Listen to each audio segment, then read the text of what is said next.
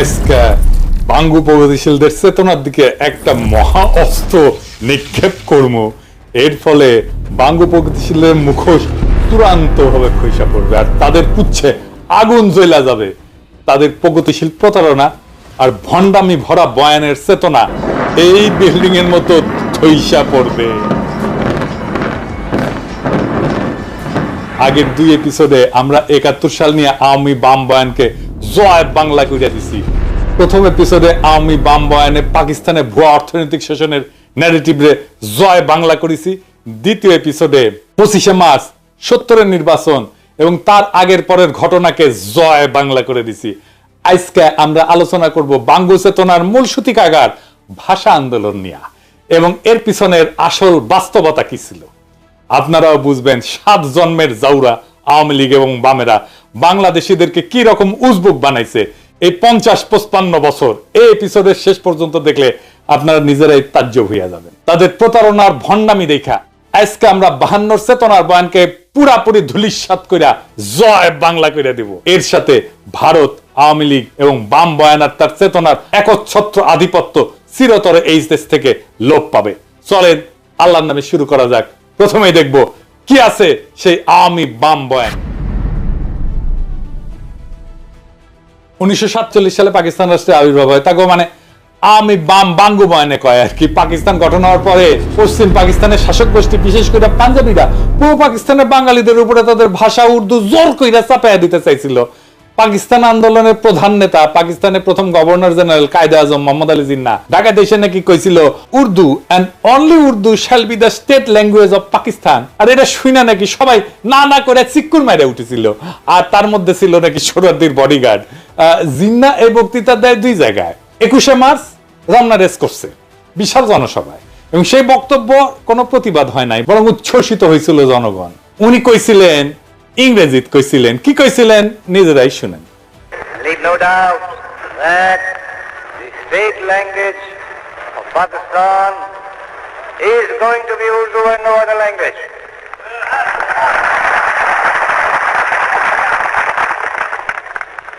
And anyone who tries to mislead you is really the enemy of Pakistan. Without a state language, no nation can remain tied up solidly together and prosper. Look at the history.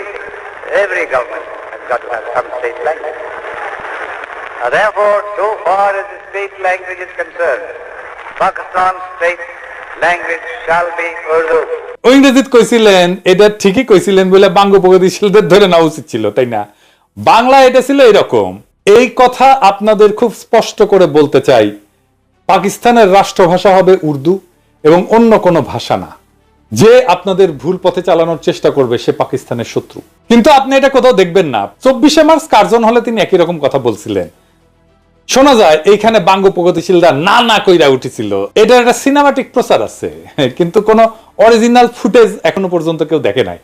অবাক লাগে না আপনাদের? আসলে বক্তব্য দেওয়ার টাইমে না না করেছিল কিনা আমার সন্দেহ হয়, তাই সেটা দেখাতে পারতেছি না। তো সিনেমা থেকে দেখাই। হ্যাঁ, দেখেন। But the new nation of Pakistan will have one national language, Urdu. এখন বাঙ্গু প্রগতিশীলরা কি কয়, কেন উর্দুকে পাকিস্তানের রাষ্ট্রভাষা করতে চাইছিল? তারা বলে বাঙালিরা যেন চিরকাল পাঞ্জাবিদের অধীনে থাকে, এর ফলে নাকি তাদের শোষণ করতে সুবিধা হবে। পাকিস্তানের শোষণের বয়ান আগের ভিডিও জয় বাংলা করেছি না এটা। এছাড়া তারা কয় যে এটা হলো চাকরি শিক্ষা সব জায়গায় বাঙালিরা পিছায় পড়বে। সবচেয়ে ভয়াবহ ব্যাপার যেটা হবে সেটা হইতেছে বাঙালিরা নাকি নিজেদের মাতৃভাষা ভুলে যাবে। সে ভাষায় কথা বলতে পারবে না, মায়ের কোলে বসে ছড়া শুনতে পারবে না। আর এই বয়ান নিয়ে বাঙ্গু প্রগতিশীলরা অনেকগুলো গান লিখেছে। তার মধ্যে অন্যতম বিখ্যাত গান হইতেছে ওরা আমার মুখের ভাষা কাইরা নিতে চায়, তারা কথায় কথায় শিকল পরায় মোদের হাতে পায়। কি অদ্ভুত একটা গান। প্রত্যেক 21শে ফেব্রুয়ারিতে বিভিন্ন জায়গায় স্কুল কলেজে সাংস্কৃতিক প্রোগ্রামে গান বাজানো হয়। এই গান হইতেছে প্রগতিশীলদের কাছে অনেকটা সোহরাওয়ার্দীর বডিগার্ডের 7ই মার্চের ভাষণের মতো।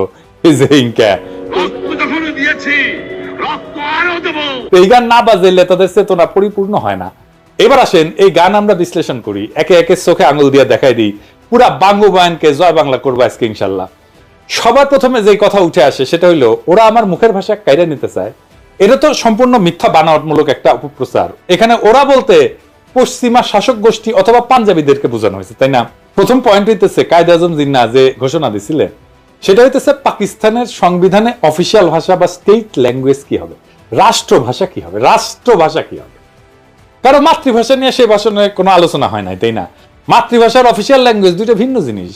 জিন্নাহ এবং পাকিস্তানের আবির্ভাবে মুখ্য ভূমিকা পালনকারী দল মুসলিম লীগ উর্দুকে পাকিস্তানের অফিসিয়াল ল্যাঙ্গুয়েজ, স্টেট ল্যাঙ্গুয়েজ আর আন্তঃপ্রদেশ যোগাযোগকারী ভাষা যেটাকে ইংরেজিতে লিঙ্গুয়া ফ্রাঙ্কা বলে সেটা করার সিদ্ধান্ত নিয়েছিল। এবং এই সিদ্ধান্ত যখন না হয়েছিল তখন মুসলিম লীগ করে শেখ মুজিব নিজেও। কেন উর্দুকে লিঙ্গুয়া ফ্রাঙ্কা আর অফিসিয়াল ল্যাঙ্গুয়েজ করার সিদ্ধান্ত নেয় সে আলাপে পরে আসতেছি, তবে আগে দেখি অফিসিয়াল বা স্টেট ল্যাঙ্গুয়েজ কি। অফিসিয়াল ল্যাঙ্গুয়েজ হলো একটা রাষ্ট্রের সরকারি দপ্তরে, আদালতে যে নথিপত্র, কাগজ, রাষ্ট্রীয় আর্কাইভ, চিঠি লেখা আর সংরক্ষণ করা হয় সেইটাকে রাষ্ট্রের অফিসিয়াল বা স্টেট ল্যাঙ্গুয়েজ বলে। আর লিঙ্গুয়া ফ্রাঙ্কা কাকে বলে? লিঙ্গুয়া ফ্রাঙ্কা হইতেছে দেশের বিভিন্ন ভাষাভাষী মানুষের মধ্যে যোগাযোগের কমন মাধ্যম বা মিডিয়াম। একটা দেশে বিভিন্ন ভাষার মানুষ বাস করতে পারে, যেমন ধরেন সোভিয়েত ইউনিয়ন, বহু জাতি বাস করত, Russian, Ukrainian, Georgian, Armenian, Kazakh, Tajik, Bashkir, Turkmen, Latvian, এরকম 15টা ভাষা গোষ্ঠী ছিল, বড় বড় ভাষা গোষ্ঠী। এর প্রত্যেকটা এখন আলাদা আলাদা দেশ হয়ে গেছে এবং আরো শত শত ক্ষুদ্র ভাষা গোষ্ঠীর মানুষ ছিল সোভিয়েত ইউনিয়নে। তো এদের মধ্যে লিঙ্গুয়া ফ্রাঙ্কা ছিল রাশিয়ান, আর সোভিয়েত ইউনিয়নের অফিসিয়াল ভাষাও ছিল রাশিয়ান। তো বাঙ্গ প্রগতিশীলদের ভারত মাতা তো এক গাদা জাতিগোষ্ঠী আছে না, তো ভারত মাতার ব্যাপারে আসতেছি। কারণ আসল কথা হইতেছে অফিসিয়াল ল্যাঙ্গুয়েজের সাথে নিজের মাতৃভাষা, একটা এলাকার কথ্য ভাষা বিলুপ্ত হয়ে যাওয়ার কোনো সম্পর্কই নাই, থাকতে পারে না। এটা খুব অদ্ভুত এবং স্থূল একটা ভাবে, নিতান্তই হাস্যকর। কিরকম হাস্যকর দেখবেন, আমাকে বাংলাদেশের উদাহরণ দিয়ে শুরু করি।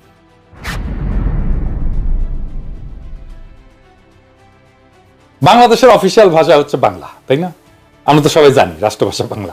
তো বাংলাদেশে অন্য ভাষাভাষী জনগোষ্ঠী আছে, যেমন সিলেটি আছে, সাতগাই আছে, চাকমা আছে, গারো আছে, সাঁওতাল আছে, অনেক আছে, তাই না? আমি চাকমা গারোদের উদাহরণে আজকে যাব না, সিলেটি আর সাতগাই এই ধরে। এই দুই ভাষা বাংলা থেকে সম্পূর্ণ আলাদা ভাষা, তাদের প্রায় সম্পূর্ণ ইউনিক ভোকাবুলারি আছে, শব্দ ভান্ডার আছে যেটা অন্য কেউ বুঝে না। এমনকি সিলেটি ভাষা তার নিজস্ব বর্ণমালা আছে যেটাকে সিলেটি নাগরী বলে।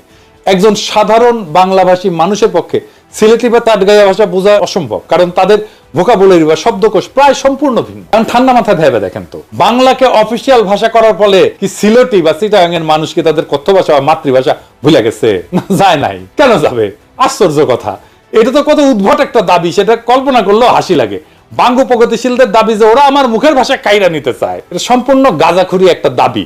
এখন যদি চিটাগাং বা সিলেটের বাইরা যদি বলে ওরা আমার মুখের ভাষা কাইরা নিতে চায়, তাহলে বাঙ্গ প্রগতিশীলরা কই যাবে? বাঙ্গ প্রগতিশীলরা আরো বলে যে পাঞ্জাবি ইরানকে আমাদেরকে শোষণ করার জন্য উর্দু আমাদের উপরে চাপাই দিতে চাইছিল। হায় রে দুনিয়া! বাঙ্গ প্রগতিশীলদের আইকিউ আর সাধারণ জ্ঞান অনেক কম হয়, এটা আমরা সবাই জানি। শিক্ষা দীক্ষাতেও তারা সাধারণত লাড্ডা গোড্ডা হয় আর কি, লেখাপড়া কম করে, শেষ করতে পারে না বেশিরভাগ ক্ষেত্রেই। তো যাই হোক, তাই বলে এত কম হয় এটা কল্পনাতীত। আজকে এক ভদ্রলোকের সঙ্গে কথা হইতেছিল, উনি লন্ডনে থাকেন।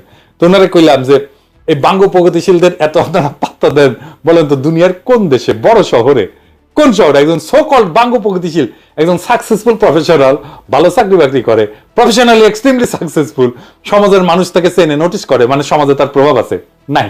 দুনিয়ায় যে কোনো বড় শহরে, ধরেন London, Paris, new York, Geneva, Sydney, কোথাও পাবেন না।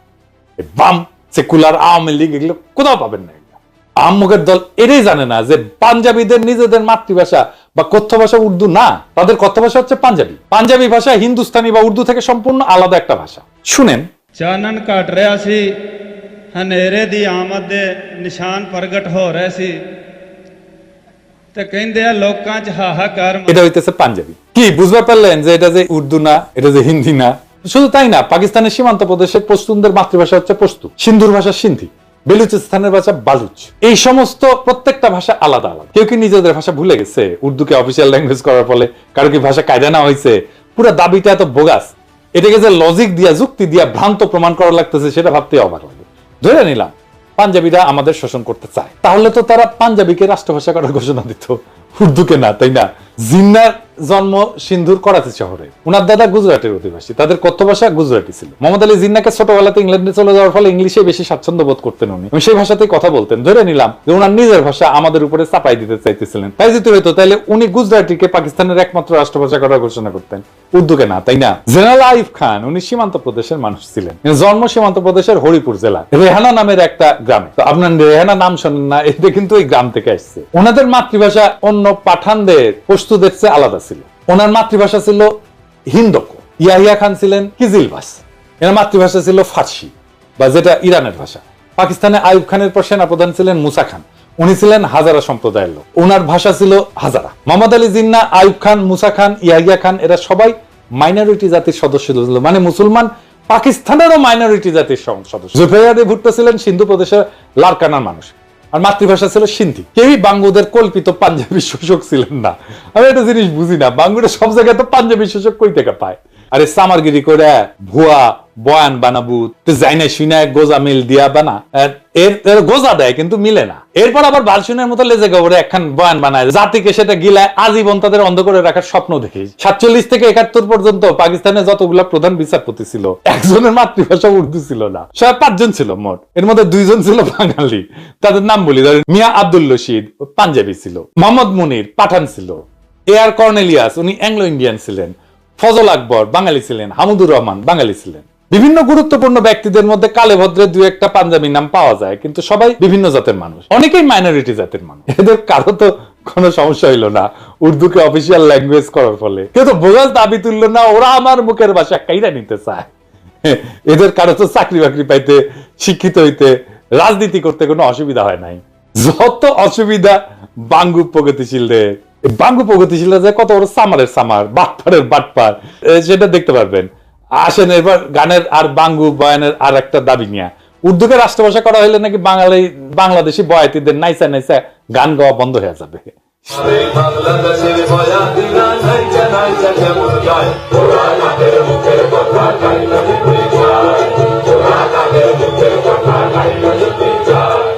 শুধু তাই না, সোহরাওয়ার্দীর বডিগার্ড তার বইতে কি লিখেছে, হ্যাঁ, গায়ক আব্বাসউদ্দিন তারে কি কয় দেখেন। উনি লিখেছেন, তিনি সন্ধ্যায় চলে যাওয়ার পর গানের আসর বসলো। আব্বাসউদ্দিন সাহেব, সোহরাব হোসেন ও বেদারউদ্দিন সাহেব গান গাইলেন। অধিক রাত পর্যন্ত আসর চললো। আব্বাসউদ্দিন সাহেব এবং আমরা রাতে রফিক সাহেবের বাড়িতে রইলাম। রফিক সাহেবের ভাইরাও সকলে ভালো গায়ক, হাসনাত বরকত ভালো গানই গাইতো। এরা আমার ছোট ভাইয়ের মতো ছিল, আমার সাথে জেলও খাটিছে। পরের দিন নৌকায় আমরা রওনা করলাম আশুগঞ্জ স্টেশনের স্ট্যান্ড ধরতে। পথে গান চললো, নদীতে বসে আব্বাসউদ্দিন সাহেবের ভাটিয়ালি গান। তাদের নিজের গলা না শুনলে জীবনের একটা দিক অপূর্ণ থেকে যেত। তিনি যখন আস্তে আস্তে গাইতেছিলেন তখন মনে হচ্ছিল নদীর ঢেউগুলোও যেন তার গান শুনতেছে। তারই শিষ্য সোহরাব হোসেন এবং বেদারউদ্দিন তার নাম কিছুটা রেখেছিলেন। আমি আব্বাসউদ্দিন সাহেবের একজন ভক্ত হয়ে পড়েছিলাম। তিনি আমাকে বলছিলেন, মুজিব, বাংলা ভাষার বিরুদ্ধে বিরাট ষড়যন্ত্র চলতেছে। বাংলা রাষ্ট্রভাষা না হলে বাংলার কৃষ্টি সভ্যতা সব শেষ হয়ে যাবে। আজ যে গানকে তুমি ভালোবাসো এর মাধুর্য মর্যাদা নষ্ট হয়ে যাবে। যা কিছু হোক, বাংলাকে রাষ্ট্রভাষা করতেই হবে। আমি কথা দিয়েছিলাম এবং কথা রাখতে চেষ্টা করেছিলাম। কি আজগুবি এক দাবি। বাংলা অফিসিয়াল না হইলে নাকি বাংলার কৃষ্টি সভ্যতা সব শেষ হয়ে যাবে, গানের মাধুর্য মর্যাদা নাকি গোল্লায় যাবে। উজবুকের দল সম্পূর্ণ ডাহা মন গড়া এই সমস্ত দাবি তুলছে। 47-এর আগ পর্যন্ত ইংরেজ আমলে আমাদের অফিসিয়াল ভাষা কি ছিল? হ্যাঁ, কি ছিল? ইংরেজি। তো হ্যাঁ, ইংরেজি, আবার কইতেছি ইংরেজি। তখন কি ইংরেজি আমলে বাংলার বয়াতিরা নাইসা নাইসা গান গাওয়া ভুলে গেছিল? 200 বছরের বেশি তো শাসন করেছিল, তাই না? তো এই 200 বছরে কি গান গাওয়া ভুলে গেছিল? ইংরেজ আমলে বয়াতিরা নাইসা নাইসা গান করে নাই? তখন কি আব্বাসউদ্দিনের বয়ান মতে বাংলার কৃষ্টি সভ্যতা সব শেষ হয়ে গেছিল? তখন কি বাংলা গানের মাধুর্য মর্যাদা গোল্লায় গেছিল? বাংলা সাহিত্য সবচেয়ে বেশি প্রসার লাভ করেছিল কখন? ইংরেজ আমলে। বাংলা ভাষার সৃষ্টি হয়েছে ইংরেজ আমলে। আধুনিক বাংলা ভাষা যেটা আমরা বলি, বিশেষ করে বাংলা গদ্য সাহিত্যের সৃষ্টি হয়েছে ইংরেজ আমলে। পদ্য সাহিত্যের যা প্রসার ঘটছে তার সিংহভাগ ইংরেজ আমলে। বিভিন্ন বাংলা পত্র পত্রিকা, মাসিক সাহিত্য পত্রিকা সব ইংরেজ আমলে শুরু হয়েছিল। 1800 সালে কলকাতাতে ইংরেজদের ফোর্ট উইলিয়াম কলেজ প্রতিষ্ঠার পরে বাংলা সাহিত্য সৃষ্টি এবং প্রসার লাভ করা শুরু করে। বাংলা সাহিত্য এবং কালচার যারা সৃষ্টি এবং ডিফাইন করছে, রাজা রামমোহন রায়, ঈশ্বরচন্দ্র বিদ্যাসাগর, মাইকেল মধুসূদন দত্ত, বঙ্কিম, শরৎ, রবীন্দ্রনাথ, নবীন চন্দ্র সেন, সব কয়টা ইংরেজ আমলের মানুষ। ইংরেজ আমলে ইংরেজি অফিসিয়াল ভাষা নিয়ে তাদের তো বাংলা সাহিত্য চর্চার বিকাশে কোনো বাধা সৃষ্টি হয় নাই।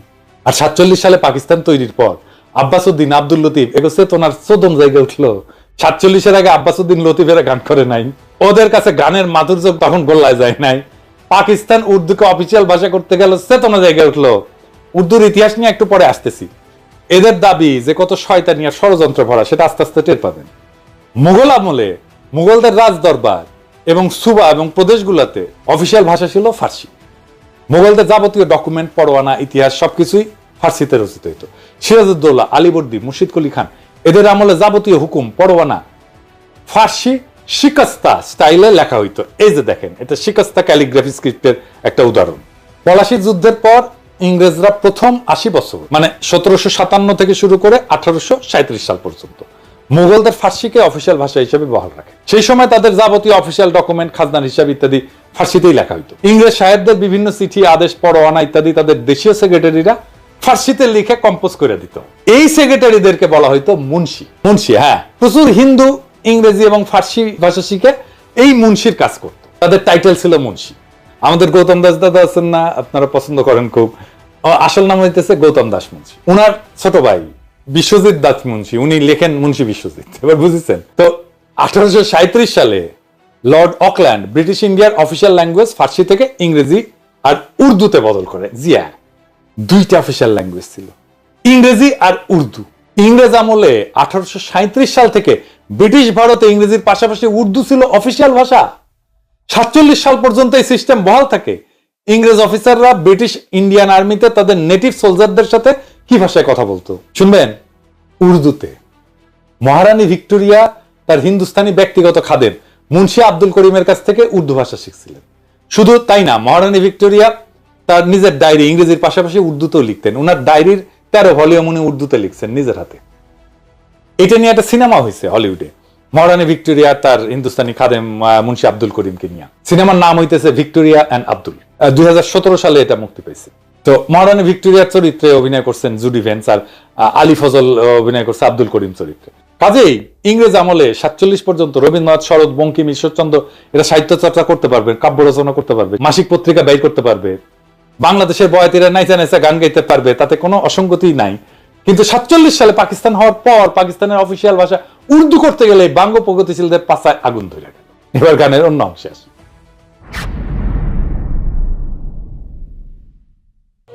আর এক কথা বলে কইরা রাখি কইরা যায় ঘুম পাড়াই না গাই তো দেখার ওমায় সোনা মানিক জাদু বলে চুমা দিয়া নয়ত বলে সোনা মানিক জাদু বলে চুমা দিয়া নয়ত বলে আরো জাদুর কইরা কইতো মরে আর জানা মার বুকে যায় ওরা মায়ের মুখে কথা কাইতে যায় ওরা মায়ের মুখে কথা কাইতে। আচ্ছা বলেন, অফিসিয়াল ভাষার সাথে দুঃখিনী মায়ের তার সন্তানকে সোনা মানিক জাদু বলে চুমা দিয়া লইত কোলে আয়সান আমার বুকে, আয়ের সম্পর্ক কি? ইংরেজ আমলে কি কোনো বাঙালি রমণী তার সন্তানকে বাংলা ভাষায় সোনা মানিক জাদু বলে চুমা দিয়া কোলে নেয় নাই?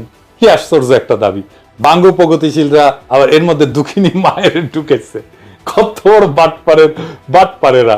পাকিস্তান প্রতিষ্ঠা হওয়ার পরে জিন্নাহ এবং তার পরবর্তী গভর্নর জেনারেল আর প্রধানমন্ত্রী খাজা নাজিবুদ্দিন তাদের ভাষণে সুস্পষ্ট করে বলছিলেন যে পাকিস্তানের কোন প্রদেশের প্রাদেশিক অফিসিয়াল ভাষা কোনটা হবে সেটা প্রদেশের আইনসভা ঠিক করবে, কিন্তু অল পাকিস্তান লিঙ্গুয়া ফ্রাঙ্কা হবে উর্দু। আগেই বলছি, পাকিস্তানে বহু ভাষার মানুষ বাস করত, পাঞ্জাবি, বাঙালি, পাঠান, বালুচ, হাজরা, সিন্ধি, কিজিলবাস। এদের সবার আন্তঃযোগাযোগ বা ইন্টার কমিউনিকেশনের জন্য উর্দু ছিল সবচেয়ে মোক্ষম ভাষা, কারণ এরা সবাই উর্দু জানতো। মানে ধরেন হাজরা সম্প্রদায়ের মানুষ বাংলা জানে না তো, বেলুচরা বাংলা জানে না তো, তাহলে রাষ্ট্রভাষা যদি বাংলা করে তাহলে কেমনে হবে বলেন তো? উর্দু শব্দটা আসছে তুর্কি ভাষা থেকে। মূল তুর্কি শব্দটা ছিল অর্দু, যার অর্থ হচ্ছে সেনাবাহিনী বা সামরিক শিবির বা ক্যাম্প। এই অর্দু শব্দটা পরবর্তীতে ফার্সি, তারপরে উর্দুতে এসে দাঁড়ায় জাবানি উর্দু, অর্থাৎ সেনাবাহিনীর ভাষা। এই উর্দু থেকেই উর্দি মানে সেনাবাহিনীর পোশাক শব্দটা আসছে। কেন উর্দু? এর জন্য অল্প একটু ইতিহাস বলি, শোনেন, ভালো লাগবে আপনাদের। আরবরা যখন নবীজির ওফাতের পর বিভিন্ন সাম্রাজ্য যেমন রোমান, পারস্যদের পরাজিত করে নিজেদের সাম্রাজ্য বানায়, সেটা সর্বপ্রথম উমাইয়া আমলে ভারতবর্ষ পর্যন্ত পৌঁছায়। মোহাম্মদ বিন কাসেমের নেতৃত্বে মুসলমানরা 711 সালে মাকরান, বেলুচিস্তান আর সিন্ধু প্রদেশ জয় করে। মোহাম্মদ বিন কাসিম সিন্ধু থেকে নদী ধইরা উত্তর দিকে বর্তমান পাঞ্জাবের মুলতান পর্যন্ত জয় করছিলেন। এইখানে আরবদের বিজয় থেমে থাকে প্রায় 300 বছর। ততদিনে উমাইয়াদের পতন হইয়া আব্বাসীয় খলিফারা আসছেন এবং আব্বাসীয় সাম্রাজ্য দুর্বল হইয়া বিভিন্ন খণ্ডে বিভক্ত হয়ে গেছে। আব্বাসীয় সাম্রাজ্যের পূর্ব দিকের প্রদেশ ইরান, খোরাসান আর তুরানে সামানিদ নামে একটা সালতানাত প্রতিষ্ঠা হয় 874 থেকে 999 সাল পর্যন্ত। তুরান হইতেছে তুর্কিদের এলাকা। খোরাসানের উত্তরে একটা বিখ্যাত নদী আছে যার নাম আমোদরিয়া, আপনারা শুনছেন না? গ্রিকরা একে অক্সাস বলতো।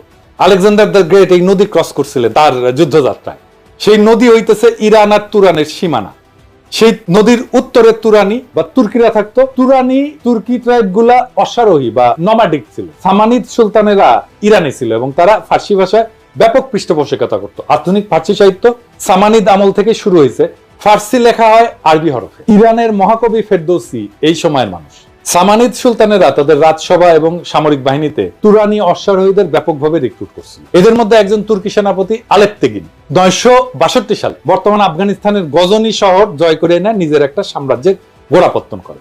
এই আলেপ্তেগিনের নাতি বা দৌহিত্র হচ্ছে গজনির বিখ্যাত সুলতান মাহমুদ, যিনি অশ্বারোহী তুর্কি বাহিনী নিয়ে ভারতবর্ষের পাঞ্জাব বিজয় করে তার সাম্রাজ্য যোগ করে। এর ফলে আরবদের বেলুচিস্তান এবং সিন্ধু বিজয়ের প্রায় 300 বছর পর মুসলমানরা বর্তমান সীমান্ত প্রদেশ পাঞ্জাব বিজয় করে। সুলতান মাহমুদ এবং পার্শ্ববর্তী গজনী সুলতানেরা তুর্কি হওয়া সত্ত্বেও তারা সামানিদ সুলতানদের অনুসরণে ফার্সিকেই নিজেদের অফিসিয়াল ভাষা হিসেবে ব্যবহার করতেন। সুলতান মাহমুদ মহাকবি ফেরদৌসিকে নিয়ে পারস্যের মহাকাব্য শাহনামা রচনা করছিলেন। আপনারা জানেন না যে বিখ্যাত শাহনামা? তো গজনীর এই সালতানাত 1186 সাল পর্যন্ত ছিল।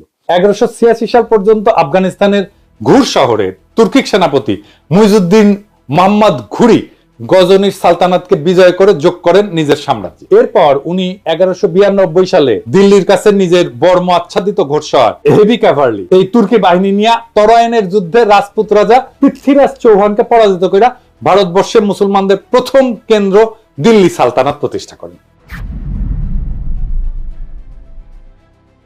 এই সময়ে দিল্লি সালতানাতে তুর্কি, আফগান, ইরানি এই সমস্ত মুসলিম জাতি সেনা হিসেবে দলে দলে যোগ দেয়, কিন্তু তারা অফিসিয়াল ভাষা হিসেবে তাদের আগের গজনীর সুলতান মাহমুদ এবং সামানিদদের অনুসরণে ফার্সিকেই বহাল রাখে। ভারতবর্ষে মুসলিম শাসনের সূচনা হয় দিল্লি সালতানাতের মধ্য দিয়ে। এরপরে আস্তে আস্তে মুঘল বাদশাহ আওরঙ্গজেবের সময় প্রায় পুরো ভারতবর্ষ মুঘলদের অধীনে আসে। মুঘলরাও ফার্সির ব্যবহার জারি রাখে। দিল্লি ছিল সালতানাতের রাজধানী বা কেন্দ্রবিন্দু। দিল্লির আশেপাশের এলাকায় খারি বলি নামে একটা ভাষা প্রচলন ছিল। এত জাতের মুসলিম দিল্লিতে সেটেল করার ফলে তারা এই খারি বলি ভাষা ব্যবহার শুরু করে। এর মধ্যে যুক্ত হয় অসংখ্য ফার্সি আর আরবি শব্দ, মানে যেগুলো ধার করা শব্দ।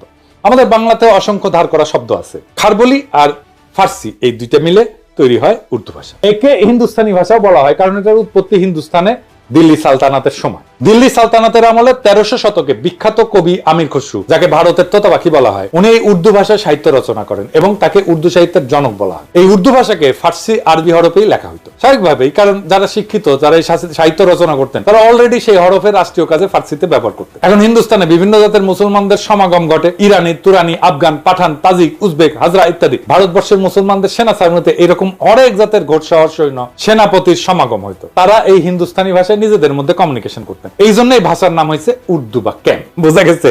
মুঘল বাদশাহ জাহাঙ্গীর, শাহজাহান, আওরঙ্গজেব থেকে শুরু করে বাহাদুর শাহ জাফর পর্যন্ত সবার মাতৃভাষা ছিল উর্দু। শেষ বাদশাহ বাহাদুর শাহ জাফর উর্দুতে একজন উৎকৃষ্ট কবিও ছিলেন। মুসলমানরা যখন ডেকান বা হিন্দুস্তানের দক্ষিণে নর্মদা নদীর বিন্ধ্য পর্বতমালার দক্ষিণে নিজেদের সালতানাত এক্সপান্ড করে, সেই ডেক্কানেও মুসলমানরা লিঙ্গুয়া ফ্রাঙ্কা হিসেবে উর্দু ব্যবহার করে। দক্ষিণের উর্দুতে তামিল, তেলেগু থেকে অনেকগুলো ধার করা শব্দ আছে, এই জন্য সেটাকে দক্ষিণী উর্দু বলা হয়। কিন্তু হায়দ্রাবাদের নিজামরা যাতে তুর্কি হইলেও তারা হায়দ্রাবাদে উর্দুতেই কথা বলতেন। এমনকি হায়দার আলী আর টিপু সুলতান সুদূর দক্ষিণে মহীশূর রাজ্যের পত্তন করলেও সেখানেও মুসলমানরা লিঙ্গুয়া ফ্রাঙ্কা হিসেবে উর্দু ব্যবহার করতেন। যেমন ভারতের তেলেঙ্গানা রাজ্য ডেকান বা দাক্ষিণাত্যের একটা রাজ্য। ডেকানের হিন্দুদের ভাষা উত্তর ভারত থেকে আলাদা। দক্ষিণ ভারতের হিন্দুরা উত্তর ভারতের হিন্দিতে কথা বলতে চায় না। তেলেঙ্গানার মূল আঞ্চলিক ভাষা তেলেগু। সেই তেলেঙ্গানার মুসলমানরাও উর্দুকে নিজেদের লিঙ্গুয়া ফ্রাঙ্কা হিসেবে ব্যবহার করে। এই যে দেখেন, তেলেঙ্গানার রাজধানী শহর হায়দ্রাবাদের এমপি আসাদুদ্দিন ওয়াইসি উর্দুতে বলা কথা আর ভাষণ। तरीके से उसको तरतीब दी गई कि अक्सरती तबके के लोग जीत जाएं और मुस्लिम अकलियत के लोग कामयाब होने में बड़ी मुश्किलात पेश आए। इसीलिए 2007 में सच्चर कमेटी ने कहा था, सिफारिशात में कहा कि अब जब हदबंदी होगी तो माकूल तरीके से बनाया जाए ताकि मुसलमान पार्लियामेंट और असेंबली के इलेक्शन जीत सके। পুরা উপমহাদেশে পাঠান, পাঞ্জাবি, সিন্ধি, উত্তরপ্রদেশ, হায়দ্রাবাদ, কর্ণাটক, দক্ষিণী সব জাতের মুসলমান উর্দুকে লিঙ্গুয়া ফ্রাঙ্কা হিসেবে ব্যবহার করে। কারো কারো মধ্যে কোনো কুরকুরানি কিন্তু হয় নাই। এক বিচিত্র উদ্ভট কারণে আওয়ামী ভারতীয় প্রোপাগান্ডায় বিশাল উপমহাদেশের বিভিন্ন জাতের মুসলমানদের মধ্যে শুধু পূর্ব বাংলার বাঙালিদেরকে উর্দুতে ঘৃণা করা শিখাইতে সক্ষম হয়েছে। কিন্তু হিন্দু আর্যদের সংস্কৃত ভাষা থেকে শব্দ নিয়ে উর্দু ভাষাকে হিন্দিতে রূপান্তর করার পর সেই হিন্দিকে আবার এইসব বাঙ্গ প্রগতিশীলদের কাছে জনপ্রিয় করছে। এই দেখেন আমগের ট্যাঙ্ক ড্যান্সার আজকাল পুলিশের ভ্যানে লাথি গুতা খাওয়া আসানুল্লাহ কিনু ক্যাঙ্গে করে হিন্দি করছে, শুনেন। 71 सन का मुक्ति युद्ध में पाकिस्तान हमका विरुद्ध था एवं पाकिस्तान हमका साथ लड़ाई किया था। उस टाइम से जमात इस्लामी एक आतंकवादी संगठन था जो मानुष को, आदमी को मार दिया, नारी को मार दिया। वो संगठन पाकिस्तान बैक करता है एवं वो संगठन का जो आदमी मारा था उसका लिए विचार कर रहा है, फांसी भी हो गया। ये संगठन के साथ पाकिस्तानी का एवं पाकिस्तानी गोয়েন্দা संस्था ISI का गভীর ताल्लुक है। তো পাকিস্তান রাষ্ট্র 1947 সালে জন্ম নেয়। ভারতবর্ষে মুসলমানদের দিল্লি সালতানাত মোগল সালতানাতের উত্তরসূরি হিসেবে। স্বাভাবিকভাবেই মুসলিম সালতানাতের হেরিটেজ হিসেবে উর্দুকে পাকিস্তানের বহু ভাষাভাষী মানুষের মধ্যে লিঙ্গুয়া ফ্রাঙ্কা আর অফিসিয়াল ল্যাঙ্গুয়েজ হিসেবে নির্ধারণ করা হবে, এটা খুব স্বাভাবিক। ভারতবর্ষে মুসলমানদের সালতানাতের ইতিহাসের সাথে যারা পরিচিত তাদের কাছে এটাই ন্যাচারাল। এর বিরোধিতা যে কত বড় ষড়যন্ত্র সেটা আপনারা একটু পরে দেখবেন, ষড়যন্ত্র কারা করছে সেটাও দেখবেন, তাজ্জব হয়ে যাবেন তাদের নির্লজ্জতা দেখে। আধুনিক হিন্দি ভাষার আবির্ভাব ঘটে 19 শতকের শেষে এবং 20 শতকে। অনেক হিন্দু উর্দু ভাষার কিছু ফার্সি, আরবি ভোকাবুলারি আর ফার্সি হরফে নারাজ হয়। তারা এজিটেশন শুরু করে, উর্দু বা হিন্দুস্তানি ভাষাকে দেবনাগরী হরফে লেখার জন্য ভোকাবুলারিতে আরবি, ফার্সির বদলে সংস্কৃত থেকে ধার করা শব্দ নিয়ে রিপ্লেস করা শুরু করে। এই ভাষার নাম দেওয়া হয় হিন্দি। এর ফলে আধুনিক হিন্দি ভাষার আবির্ভাব ঘটে। হিন্দু ভারতে শুধুমাত্র হিন্দিকে এই লিঙ্গুয়া ফ্রাঙ্কা বা অনলি ন্যাশনাল ল্যাঙ্গুয়েজ হিসেবে, কেন্দ্রে অফিসিয়াল ল্যাঙ্গুয়েজ হিসেবে গণ্য করা হয়। ভারতের রাজ্য পর্যায়ে বিভিন্ন ভাষা ওই রাজ্যে অফিসিয়াল কাজে ব্যবহার করা হয়। পাকিস্তানে যে প্রস্তাব জিন্না করছিল এবং খাজা নাজিমুদ্দিন উভয় দিছিলেন, আগেই বলছি আপনাদেরকে, এটা আমার কথা না, এক এক করে আপনাদের রেফারেন্স দেখাচ্ছি। ভারতের সংবিধানে আর্টিকেল 343 দেখেন, স্পষ্ট ভাষায় লেখা আছে, official language of the union shall be Hindi in Devanagari script. সাথে কিছুদিনের জন্য ইংরেজিকে রাখছে, যতদিন না মানুষ হিন্দি শেখে। সারা ভারতে সেটা প্রচলিত হয়।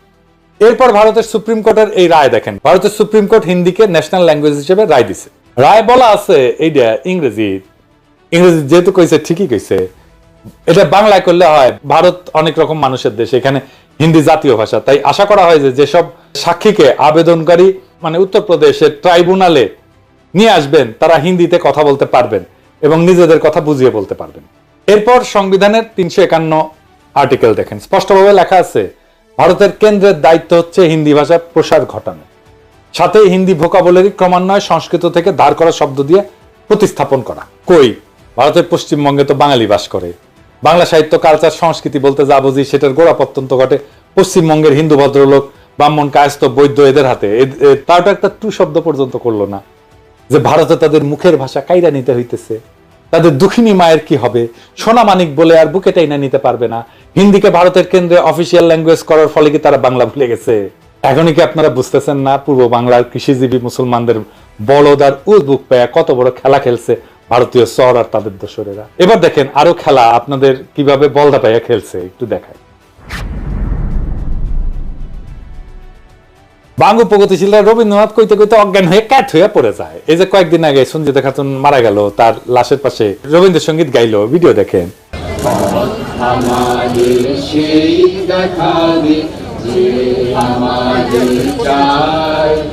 আমি অভয় মনে ছাড়ব তোরি, এই শুধু মোর দান।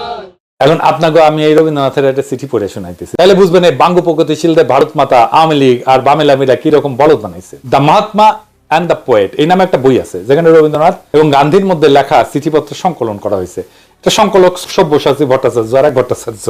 21 জানুয়ারি 1918 বিহারের মতিহারি থেকে গান্ধী রবীন্দ্রনাথকে একটা চিঠি লেখে। এই পত্রে গান্ধী রবীন্দ্রনাথের মতামত জানতেছে একটা বিষয়টা হইতেছে হিন্দিকে ভারতের একমাত্র জাতীয় ভাষা বা ন্যাশনাল ল্যাঙ্গুয়েজ করার ব্যাপারে, এই ভাষাকে আন্তঃপ্রদেশ যোগাযোগ এবং জাতীয় সমস্ত কমিউনিকেশনের ব্যাপারে চালু করা গান্ধীর প্রশ্ন ছিল এইরকম ইংরেজি, যে এটা কি ঠিক না যে হিন্দি একমাত্র সম্ভাব্য জাতীয় ভাষা এবং বিভিন্ন আন্তঃপ্রদেশের যোগাযোগের জন্য ভাষা হইতে পারে? চিঠির উত্তরে শান্তিনিকেতন থেকে 24শে জানুয়ারি 1918-তে রবীন্দ্রনাথ এই প্রস্তাবে সম্মতিসূচক মতামত দেন এবং হিন্দিকে ভারতের একমাত্র জাতীয় ভাষা যা আন্তঃপ্রদেশ যোগাযোগের জন্য উপযুক্ত বলে মতামত প্রদান করেন। তিনি স্পষ্ট বলছিলেন, হ্যাঁ, হিন্দি একমাত্র সম্ভাব্য জাতীয় ভাষা হইতে পারে ভারতের। আবার পড়ে শোনাচ্ছি, Hindi is the only possible national language in India. তবে এও বলেন, যেহেতু তাদের প্রজন্ম ইংরেজি শাসনের অধীনে বড় হয়েছে, ইংরেজি ভাষাতে নিজেদের মতামত আর্টিকুলেট করে হিন্দিকে সম্পূর্ণরূপে প্রচলন করতে আরেক জেনারেশন বড় হওয়া লাগবে। গান্ধী গুজরাটি, মাতৃভাষা গুজরাটি, এবং রবীন্দ্রনাথ বাঙালি, বিনা দ্বিধায় হিন্দিকে একমাত্র জাতীয় ভাষা হিসেবে মাইনে নিল। ভারত স্বাধীন হওয়ার পরে ভারতের সংবিধানেও হিন্দিকে একমাত্র অফিসিয়াল ভাষা হিসেবে ঢুকানো হইল এবং এর পাশে ইংরেজিকে রাখা হইল যতদিন নতুন প্রজন্ম হিন্দি না শিখে। যে বাঙ্গ প্রগতিশীলরা এত রবীন্দ্রনাথ করলে পাগল হইয়া যায়, কাজ হয়ে পড়ে যায়, সে রবীন্দ্রনাথ নিজেই তো তার দেশ ভারতে হিন্দিকে সর্বভারতীয় ভাষা হিসেবে প্রমোট করছে। এখানে বাঙ্গ প্রগতিশীলদের আইকন রবীন্দ্রনাথ তাহাউকা করে নাই যে সে তার মাতৃভাষা ভুলা যাবে। পশ্চিম বাংলার কোন কবি সাহিত্যিক তো এটা একটা টু শব্দ করে নাই, যেহেতু রবীন্দ্রনাথ কইছে, ঠিকই কইছে। আর জিন্না একই কথা কইয়া ভিলেন হইয়া গেল বাঙ্গ প্রগতিশীলদের কাছে। এটা কত বড় সামার বাটপারের বাটপার দেখেছেন। ভারতের কেন্দ্রে, সচিবালয়, আদালতে, আর্মিতে সব জায়গায় অফিসিয়াল ভাষা হচ্ছে হিন্দি বা ইংলিশ। সব ফাইলপত্র, যোগাযোগ, চিঠি আদান প্রদান হিন্দি অথবা ইংলিশে করা লাগে। ভারতের পার্লামেন্টে কথা বলতে গেলে হিন্দি বা ইংলিশ ব্যবহার করতে হয়। পার্লামেন্টের মেম্বার, রাজনীতিবিদ যদি বকলম বা মূর্খ হয় তাহলে স্পিকারের বিশেষ অনুমতি নিয়ে অন্য ভাষায় বক্তৃতা দিতে পারে, যদিও সেই বক্তব্য কেউ শুনে না। এই যে দেখেন, পশ্চিমবঙ্গের লোকসভার একজন সদস্য অভিষেক ব্যানার্জি, ডায়মন্ড হারবার 24 পরগনা আসনের এমপি, লোকসভায় হিন্দিতে কথা হচ্ছে। দেখেন, खबर रखिए और कुर्सी का पीटी बांध लीजिए, मौसम बिगड़ने वाला है। आप डायरेक्शन देंगी ये मुझे? पश्चिम बंगाल के चीफ मिनिस्टर ममता बनर्जी सदन के सदस्य है, नहीं है? तो उन्होंने क्यों टिप्पणी किया? বাঙ্গ প্রগতিশীলরা তো ভারত মাতা শুইয়া কায়েত, এরা কিন্তু ভারত মাতার বিরুদ্ধে একটা টু শব্দ করবে না। আপনাদের কি আসলে বিশ্বাস হয় যেই সব 7 জন্মের জাউরাজ, আওয়ামী লীগ, সিপিবি, বামপন্থী বুদ্ধিজীবী সাহিত্যিক যেমন শাহরিয়ার কবির, কমিউনিস্ট মুনির চৌধুরী, যারা ভাষা আন্দোলন নিয়ে লাফাইছে, তারা কি এইটার জবাব দিতে পারবে যে যদি 47-এর দেশভাগ না হইয়া আমরা যদি অখণ্ড ভারতের অংশ হইতাম তাহলে কেন্দ্রে অফিসিয়াল ভাষা কি হইতো? হিন্দি হইতো তো, তাই না? তো তারা কি হিন্দি ব্যবহারের বিরুদ্ধে একটা টু শব্দ করতো? তারা তো তাদের গুরুদেব রবীন্দ্রনাথের আদেশ দেখে কাইট হয়ে পড়ে যেত। আসলে ওদের সবসময় উদ্দেশ্য ছিল ভারত মাতার এজেন্ডা বাস্তবায়ন করা। আমাদের আগের 2টা এপিসোডে দেখাইছি, এই এপিসোডের মাধ্যমে সেটা আবার স্বতঃসিদ্ধভাবে প্রমাণ করলাম আপনাদের সামনে আরেকবার। এরা সব সময় এই ভূখণ্ডের মুসলমানদেরকে দুর্বল করে রাখতে চেয়েছে, এখনো সেটার জন্য আপ্রাণ চেষ্টা করে যাচ্ছে। সেই জন্য প্রথম থেকে ষড়যন্ত্র করে তাদের দেশীয় লেসপেন্সারদের মাধ্যমে এই সমস্ত ভুয়া বয়ান তৈরি করে বিলি করেছে। পাকিস্তান তৈরি হওয়ার পর থেকে এদের উদ্দেশ্য ছিল উপমহাদেশের মুসলমানদের মধ্যে যাতে বন্ধন না থাকে, একতা না থাকে, মুসলমানরা যাতে কোনোভাবে এক দেশে বসবাস না করে। মুসলমানরা যদি একতাবদ্ধ শক্তিশালী থাকে তাহলে তো ভারত মাতার বিশাল বিপদ সামনে, তারা তাদের অখণ্ড ভারত পুনরুদ্ধারের স্বপ্ন বাস্তবায়ন করতে পারবে না। এই জন্যই ভারত নিজে হিন্দিকে নিজের অফিসিয়াল ল্যাঙ্গুয়েজ বানায় পূর্ব বাংলার মুসলমানদেরকে উজবুক বানাইছে তাদের দেশীয় দোসরের মাধ্যমে। এখনো খেয়াল করলে দেখবেন ইউটিউবে বা ফেসবুকে পশ্চিমবঙ্গের বাঙালিরা এসে এই ব্যাপারে উস্কানি দেয়। যখন কোনো উর্দু গানে বা পাকিস্তানের কোনো কিছুতে বাংলাদেশি কেউ লাভ দেয়, লাইক দেয় বা কোনো একটা কমেন্ট করে, এইসব পশ্চিমবঙ্গের বাটপাট সামাররা এসে কয় তোদের ভাষা উর্দু নাকি? কত বড় সামারেরা! তখন এরা ওপার বাংলা থেকে ভাষা আন্দোলনে ব্যাপকভাবে উস্কানি দিছিল, প্রোপাগান্ডা চালাইছিল। এদের প্রোপাগান্ডা কি জিনিস সেটা সবাই আজকে ভালোভাবে বুঝছেন। দেখেন, আপনাকে মৌলিক যখন কেন্দ্রে যায়, মোদির সাক্ষাৎকার নেয়, তখন হিন্দিতে কথা কয়। मोदी जी रिपब्लिक बांग्ला में पहली बार, बहुत बहुत स्वागत है। नमस्कार, बहुत बहुत शुक्रिया आपको मोदी जी। मोदी जी, ये जो पूरा जो माहौल है, हजारों में लोग यहाँ पे आए हैं, क्या कुछ नहीं हुआ? ये प्रोग्राम को बंद करने के लिए लोगों को रोका गया, 144, 144 इशू किया गया, बहुत सारे जगहों पे रोक नहीं पाए। ममता बनर्जी को मोदी से इतना डर क्यों है? পশ্চিমবঙ্গের হিন্দু বাঙালিদের কাছে এটা কিন্তু কোনো আপত্তির বিষয় না, কিন্তু মুসলমানরা উর্দু কইলে তাদের হোগা জ্বলে যায়, তাদের হোগায় আগুন জ্বলে ওঠে দাউ দাউ করে। এইবার আসি ষড়যন্ত্রের অন্তিম পর্যায়ে। 52 সালের 21শে ফেব্রুয়ারির ঘটনা। 21শে ফেব্রুয়ারি নিয়ে যেই বয়ান প্রচলিত তাতে বলা হয় পাকিস্তানি পুলিশ হঠাৎ কইরা বলা নাই কওয়া নাই নিরীহ ছাত্রদের মিছিলে গুলি বর্ষণ করে, যেখানে তারা রাষ্ট্রভাষা বাংলা চাই স্লোগান দিতে দিতে শান্তিপূর্ণ মিছিল করতেছিল। এর ফলে হতাহত হয় বেশ কিছু ছাত্র জনতা, কিন্তু বাস্তবতা ছিল সম্পূর্ণ বিপরীত। প্রথম পয়েন্ট হচ্ছে গুলি চালাইছিল প্রাদেশিক সরকার, কেন্দ্রীয় সরকার না। পুলিশ ছিল প্রাদেশিক সরকারের অধীনে এবং পূর্ব বাংলা পুলিশে বাঙালিরাই চাকরি করত। প্রাদেশিক সরকারও সম্পূর্ণভাবে বাঙালি ছিল। মুখ্যমন্ত্রী ছিল ময়মনসিংহের নুরুল আমিন, মন্ত্রিসভা ক্যাবিনেট ছিল 100% বাঙালি। দ্বিতীয় গুরুত্বপূর্ণ পয়েন্ট হইতেছে পুলিশ লাফায় এসে ছাত্রদের উপরে গুলি চালায় না। আওয়ামী লীগ এবং কমিউনিস্ট পার্টির ছাত্র সংগঠন অনেক উস্কানি দিয়াও কোনো পাল্টা সারা না পেয়ে একটা সিন ক্রিয়েট করার জন্য প্রাদেশিক আইনসভার দিকে হামলা করতে যায়। তখন প্রাদেশিক আইনসভা ছিল এখন যেটা বাংলা একাডেমি, ওইটা। সেদিন প্রাদেশিক আইনসভার সদস্যদের একটা মিটিং এর ডেট ছিল। সেখানে আওয়ামী বামেরা প্রাদেশিক আইনসভার সদস্যদেরকে আইনসভায় যোগ দিতে বাধা প্রদান করে শারীরিকভাবে, তাদের গাড়ি পর্যন্ত আটকায়। পুলিশ এসে তাদেরকে সরাই দিতে চায়, রাস্তা ক্লিয়ার করে দিতে চায়। তখন লীগের আর কমিউনিস্টদের ছাত্রকারা পুলিশের উপরে চড়াও হয়, পুলিশ লাঠিচার্জ করে। লীগের গুন্ডারা এরপরে পুলিশের দিকে ঢিল ইট পাটকেল ছড়া শুরু করে এবং পুলিশেরা আহত হয়। তো এই সমস্ত বামেরা কি ধরনের হয় দেখেছেন তো, পুলিশদেরকে কিভাবে আক্রমণ করে এবং তারপরে বলে আমাকে আক্রমণ করছেন কেন, দেখেন না? এই যে দেখেন,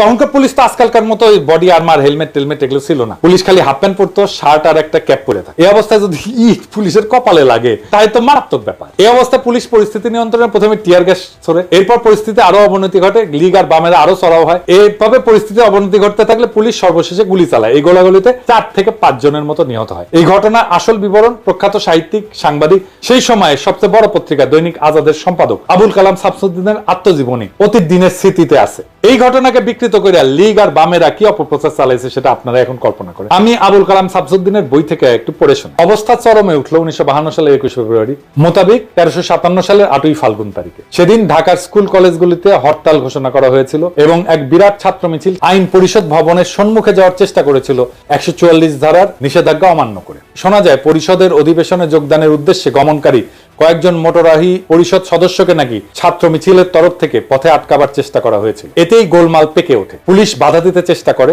ছাত্র মিছিলের উপরে পুলিশ নাকি লাঠিচার্জ করে এবং কিছু সংখ্যক বিক্ষোভকারীকে গ্রেপ্তারও করা হয়। ফলে উত্তেজনা আরো বৃদ্ধি পায় এবং জনতার পক্ষ থেকে নাকি পুলিশের উদ্দেশ্যে ঢিল ইত্যাদি ছোড়া হয়। ক্রমে অবস্থা একরূপ আয়ত্তের বাইরে চলে যায়। পুলিশ প্রথমে কাঁদনে গ্যাস এবং পরে বেপরোয়া গুলি বর্ষণ শুরু করে। ফলে জনতার বেশ কিছু সংখ্যক লোক হতাহত হয়। হতাহতের সংখ্যা কি ছিল এবং তাদের মধ্যে ছাত্রই বা কতজন ছিল সে সম্পর্কে নানা ধরনের কথা শোনা গিয়েছিল।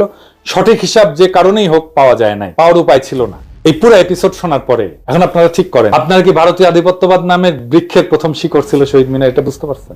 আওয়ামী লীগের তৈরি করা হুজুগে আবেগ বাদ দিলে শহীদ মিনার এবং এই সংক্রান্ত পুরো ন্যারেটিভ হচ্ছে ভারতীয় চক্রান্তের কাছে আমাদের পরাজয়ের সর্বপ্রথম ঘটনা। এটাকে সেলিব্রেট করা আর পলাশীর যুদ্ধের লর্ড টাইপের বিজয়কে সেলিব্রেট করা একই কথা। প্রিয় দর্শক, এতক্ষণ যা শুনলেন তা শুধু ইতিহাস না, এটা একটা চেতনার ময়ূরপুচ্ছ ছিঁড়ে ফেলার রক্তাক্ত ঘোষণাপত্র। বহুদিন ধরে আমরা ভাবছি 21 ফেব্রুয়ারি মানেই ভাষার জন্য আত্মাহুতি, কিন্তু কে লিখছিল সেই নাটকের চিত্রনাট্য, কে বসে বসে বানাইছিল সেই ট্র্যাজেডির আবহ?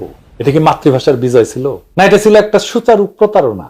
ভারতের প্রথম পেরেক ঠোকা আমাদের ভূখণ্ডের আত্মপরিচয়, আমাদের ঐতিহ্যে, আমাদের আত্মমর্যাদায়। ভাষার নামে চলা ষড়যন্ত্রের নোংরা স্ক্রিপ্ট আমরা আজকে ছিঁড়ে ছিঁড়ে ফেলে দিচ্ছি। আমরা সেই প্রজন্ম যারা আর হুজুগে শহীদ মিনারে খালি পায়ে শুধু গানই করতে যাব না, আমরা প্রশ্ন করব। আমরা সেই প্রজন্ম যারা জানে রাষ্ট্রভাষা আর মাতৃভাষার পার্থক্য কোথায়। আমরা সেই প্রজন্ম যারা ইতিহাসের ভাঙা পাথর গুড়ায় নতুন সত্যের মিনার গড়তে চায়। আজকে আমরা ঘোষণা করতেছি, চেতনার নামে চালানো ভারতীয় আধিপত্যের অপপ্রচার আর চলবে না। এই ইতিহাস যারা জানে না তারা আবেগে ভাসে, আর যারা জানে তারা বিদ্রোহে দাঁড়ায়। এটাই শেষ কথা। আজ চেতনার বেদীতে শ্রদ্ধা নয়, আত্ম অনুসন্ধান চাই। ইনকিলাব জিন্দাবাদ।